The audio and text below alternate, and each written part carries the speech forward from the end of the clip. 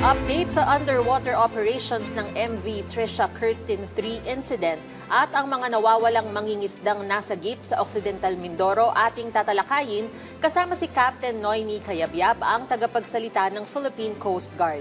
Captain Cayabyab, magandang tanghali po, ma'am. Yes, magandang tanghali po, Director Cheryl, Sir Joshua, at maraming salamat po sa oportunidad. Captain, ano po ang pinakabagong update sa underwater operations ng PCG Technical Divers matapos nga po itong MV Trisha Kirsten 3 incident? Yes, Director Cheryl, ongoing po ang ating diving operation, and as we speak po, recovered bodies is 57, survivors is 293, and 22 po ang reported pa po nating missing, a total of 372. So ang layunin naman po ng ating diving operations is una, to check kung meron pa po ba na-trap ng mga individual sa loob, at pangalawa po kung yung mga statement po ng mga pasahero po regarding sa reason po or cause netong insidente na ito. So nagpapatuloy po ang ating diving operation. Captain, para lang po sa kaalaman ng publiko, ano po yung mga hakbang at ginagamit natin teknolohiya ng mga technical divers natin sa kasalukuyang search operations? Yes, of course, yung mga oxygen tanks po na ginagamit po ay nag-iiba po yan, depende po sa lalim ng ating search area. Meron din po tayong 97-meter vessel dyan, bukod po sa mga 44 meters na patuloy po ang pagkasagawa ng search and rescue. Again, Sir Joshua, search and rescue pa rin po ang ating isinasagawa ngayon.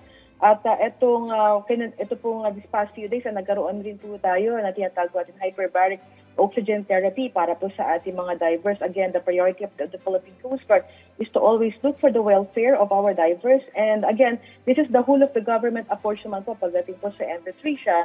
So patuloy po ang ating coordination, hindi lamang po sa LGU, pati na rin po sa iba't ibang ahensya po ng gobyerno. Okay, Captain, linawin lang po natin, no? Since medyo matagal natin po itong ginagawa nating operations, bakit po search and rescue pa rin yung ginagamit natin termino imbes na retrieval operations na po? Yes, hindi pa rin po nawawala ng pag-asa ang Philippine Coast Guard, Sir Joshua. We have previous stories na even weeks, Sir Joshua, nakaka-recover pa rin po right, nakakahanap ng mga buhay, ng mga missing individual na ating pong hinahanap. So hindi pa rin po kami, positibo pa rin po ang Philippine Coast Guard. And again, itong story po, nung na-rescue po natin nung isang araw, itong fishing boat MJ DOS is one of the classic example po na if we will sustain our search and rescue operations, meron po posibilidad na makita po ang ating mga hinahanap. Ma'am, ano naman po yung mga pangunahing hamon na kinakaharap ng mga divers sa ilalim ng dagat? At paano po ninyo tinutugunan ito para matiyak ang kaligtasan ng rescue team? Yes, unang-una po, Director Cheryl, meron po tayo mga hyperbaric doctor dyan sa area, kasama po yung ating decompression chamber. Sinasagawa po natin ang pag-check sa ating mga divers before and after po isagawa itong mga diving operations po natin. At ang nagiging challenge po based doon sa mga testimonies ng ating mga divers po is yung lakas po ng current sa ilalim. Kaya very careful din po sila sa pagsasagawa nito mga diving operations po natin. Okay, Captain, may indikasyon na po ba kung saan posibleng matatagpuan ang iba pang nawawala at gaano pa po katagal inaasahan magpapatuloy itong underwater search and rescue operations? And also, may dagdag ko rin, Captain, paano din po yung magiging proseso ng salvaging operation dito sa vessel na lumubog? Una-una, ang ginagawa po ngayon divers natin is to check kung meron pa rin po bang na-trap. And based on our divers, halos 40 to 45% na po ang na-cover nila. Yung buong deck A, kasama po dito yung economy cabin and yung bridge po, no, kung saan na doon po nag-stay ang mga kapitan and even yung mga navigators po natin. Na-search na po yan, nasuyod na po nila. And ngayon po ay nasa deck B na po sila nitong barko. So in deck B na to is yung cargo deck, engine room, and cabin crew. So nakikita lang po natin challenges din. Una po binanggit sa atin is yung strong current sa area. So may possibility po kasi na konting aberya pagdating sa pagsisid nito ay magkakaroon po ng risk sa ating mga divers sa kabuuang operasyon. Again, ang itsura po, Sir Joshua, nitong barko ay nakatagilid po siya. So malaking factor po yung current sa hirap po ng penetration ng ating mga divers. So we are hoping kung patuloy po nagaganda ang panahon, we could finish this as early as we can. Yan naman po ang guidance sa atin. And nabanggit ko po kanina, ito nakikita po natin sa loob ng barko would really form part of the investigation po. Kaya ka-importante po talaga na masuyod ng ating mga technical divers itong kabuuan po ng MV Tricia. Captain, paano po isinasagawa ang joint validation ng casualty figures kasama ang iba pang otoridad at mga pamilya ng mga biktima para po masiguro na tama at opisyal ang bilang ng nasawi, nakaligtas at nawawala? Yes, Director Cheryl, noong una po sa mga previous interviews po natin ay nagbigay po kami ng figures, no? At etong huli, etong 293 survivors, we also acknowledge po, Director Cheryl, yung mga statements ng mga families na nawawala po ang kanilang mga kaanakan at wala po sa manifesto. With the coordination po sa Provincial Disaster Risk Reduction Management Council and the PNP SOCO, yung iba po kasi mga pamilya na nag-claim po ay nagbigay rin po ng kanilang mga DNA to formalize po yung kanilang claims regarding po sa mga nawawalang kaanakan. Ang nangyari po kasi the first days of our search and rescue operation, kaya nagkaroon po ng doubling entry dito sa mga pangalan na ito because of the 3 locations po ng transport ng ating survivors and even yung mga recovered bodies po natin. So 3 po yun, yung Zamboanga, Pulo, and Isabela. So we were able to reconcile this data together with the statements of some relatives po nung mga nawawalang kaanakan po. That's why we were able to reconcile the data, itong figure na ibinigay ko po sa inyo ngayon. But then again, this 372 is still a live data. So ibig sabihin po, Director Cheryl, may possibility po na ito ay magbabago dahil meron po tayo mga pasahero na nai-report po sa atin na wala po sa manifesto.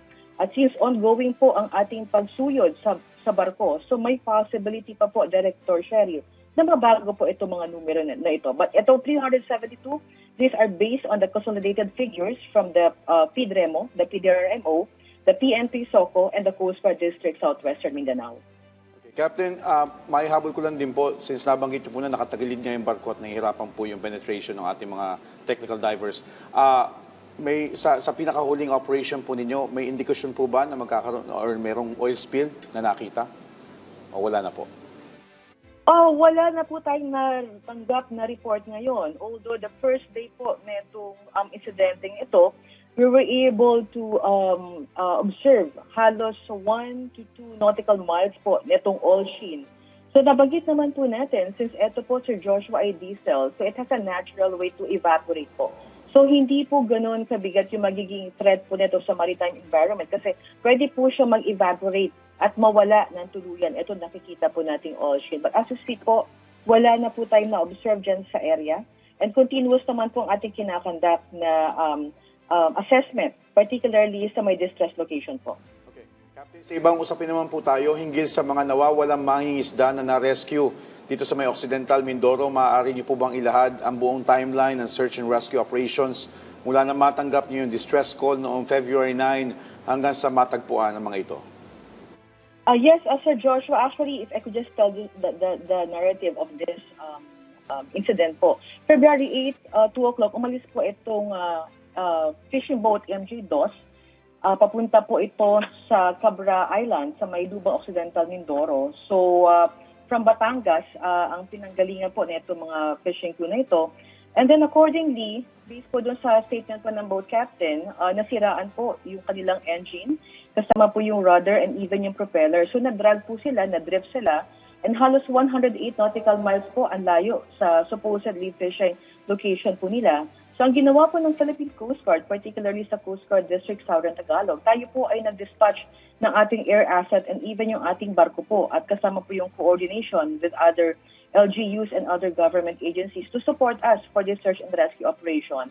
And then February 14, nakatanggap po na tayo ng tawag sa isang motorboat, etong motorboat Carmen. And accordingly, nakita po nila etong fishing boat MJ Dos sa may bandang Cabra Island, Lubang Occidental Mindoro. So nai-report po sa atin ito kaagad. And timing po, Sir Joshua, na meron din po tayong barko sa area na yan. Halos malapit po yan sa may Baho de Basinloc, etong reported location. So, dinispatch po natin kaagad itong ating barko and we were able to transport and transfer itong 3 rescued crew po, kasama po yung isang fatality po natin sa kasamaang palad po. And then kahapon ay na-turn over na rin po natin sila sa pamilya sa pakikipagtulungan na rin po ng Lian Municipal Disaster Residential Management Office po. Captain, paano po nakatulong ang koordinasyon ninyo sa mga lokal na pamahalaan at iba pang ahensya para mapabilis ang paghahanap sa mga nawawalang mangingisda? Well, malaki pong factor, Director Cheryl. Nung una pa lang, nung narinig natin to, ay nagkaroon na po tayo ng radio broadcast sa lahat po ng barko and even yung mga fishing boats na dadaan po sa area na yon. Although medyo malayo po talaga yung naging drifting location po netong MJ-2. Pero ang nakikita po ng Philippine Coast Guard, particularly po yung posibilidad ng survival. So, pagdating po sa search and rescue efforts, mas iba po talaga ang significance ng sustain sa efforts with other government agencies po natin, yung suporta po nila. At again, ang nagiging coordination naman po natin pag ganito is we request all the vessels transiting on the air to be more vigilant and assist if ever na meron po sila makikita na mga vessels in distress. At ito po ang naging dahilan ng successful rescue operation po ng fishing boat MJ-2 po. Po, di umano, engine failure daw ang naging dahilan kung bakit ilang araw na drifting o inaanod yung bangka. Sa ganitong mga kaso po, ano po ang paalala o regulasyon ng PCG para maiwasan maulit yung ganitong insidente? Well, una-una, Sir Joshua, naniniwala po ang Philippine Coast Guard na pagdating sa maritime safety, it is always a shared responsibility. Hindi lamang po sa Philippine Coast Guard, yung mga shipping company, and even yung mga pasahero po and crew netong bulan po netong ating fishing boat. At ang nagiging coordination po natin ngayon, unang-una is pagdating po sa mga maliliit na mga sasakyang pandagat, we encourage them na magpaalam po din sa mga coastal barangays po nila, no, para ma-monitor din po natin at kunin po palagi yung number ng Philippine Coast Guard at hindi po tayo nagulang sa pagpapaalala, lalo na po sa mga coastal residents po, na palagi po magdala ng mga safety and life-saving equipments po on board their fishing vessel, even yung mga maliliit po na mga sasakyang pandagat para ma-ensure po na sila po ay makakabalik na maayos at kung meron man pong aberya, ay madali po tayo makakapag-responde. Captain, ano naman po ang kondisyon ng mga nailigtas na mangingisda noon pong sila ay natagpuan? At ano-ano rin po yung agarang tulong medikal at psychosocial services na ibigay po sa kanila? Yes, from the three rescued crew po natin kahapon, yung dalawa, yung boat captain po at saka yung kasama po niya ay in good condition. However, yung isa po ay halos nasa weak state condition po dahil sa dehydration po. At itong dehydration ay isa rin po sa naging cause nung pagkamatay po ng isa po nilang kasama. And ang naging coordination naman po ng Philippine Coast Guard dito is through the Municipal Disaster Risk Reduction Management Office po ng Lian. So nagbigay rin po ng tulong, hindi lamang po ang Philippine Coast Guard, kasama rin po yung LGU po ng Lian.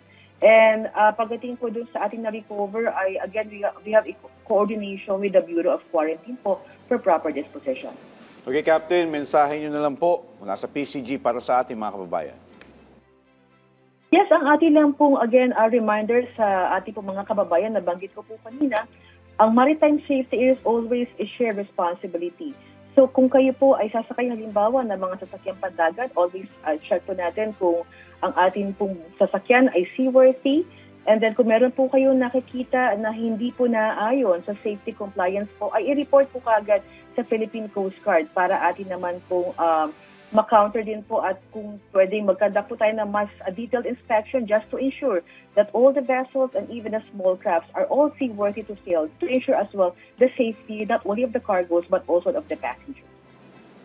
Alright, maraming salamat po sa inyong oras, Captain Noemi Cayabyab, ang tagapagsalita ng Philippine Coast Guard. Samantala, paghahanda ng NCRPO sa seguridad ngayong nalalapit na Chinese New Year, panahon ng Ramadan at Kwaresma. Ating aalamin kasama si Police Major Hazel Asilo, ang tagapagsalita ng National Capital Region Police Office. Major Asilo, magandang tanghali po. Magandang tanghali po, Sir Joshua and Director Cheryl. Major, ano-ano pong partikular na hakbang sa seguridad ang ipinatutupad ninyo para sa pagdiriwang itong Chinese New Year bukas dito sa NCR?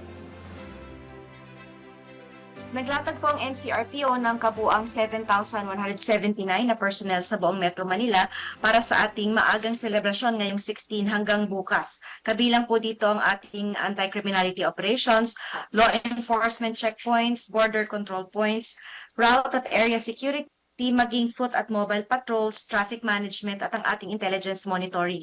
Naka-standby rin po ang ating civil disturbance management units, ang ating reserve forces, SWAT, EOD, ganun din ang ating medical responders at drone operators upang matiyak ang mabilis at koordinatong pagtugon sa anumang insidente na maaring maganap sa okasyong ito.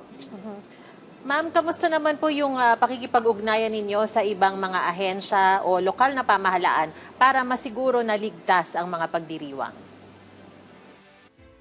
Mahigpit po ang ating ginawang koordinasyon sa mga local government units, maging sa mga barangay officials, force multipliers at iba pang concerned agencies para sa crowd management, traffic control at emergency response. Meron po tayong regular na command conferences at ground coordination upang siguraduhin ang maayos na implementasyon ng ating mga security measures.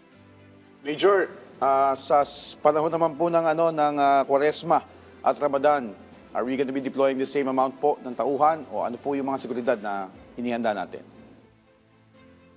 Patuloy po yung ating ginawang heightened police visibility para sa mga lugar ng pagtitipon at pagsamba. Meron po tayong nasa record natin na 103 na mga mosque po dito sa buong Metro Manila kung saan po meron tayong i-deploy na 224 na personnel bilang police presence at saka mga magpapatrol. At syempre yung mga Islamic communities natin, nasa 74 yan at meron tayong 130 na mga police personnel na i-deploy na may kabuuang 354 para po sa pagdiriwang nila ng kanilang Ramadan.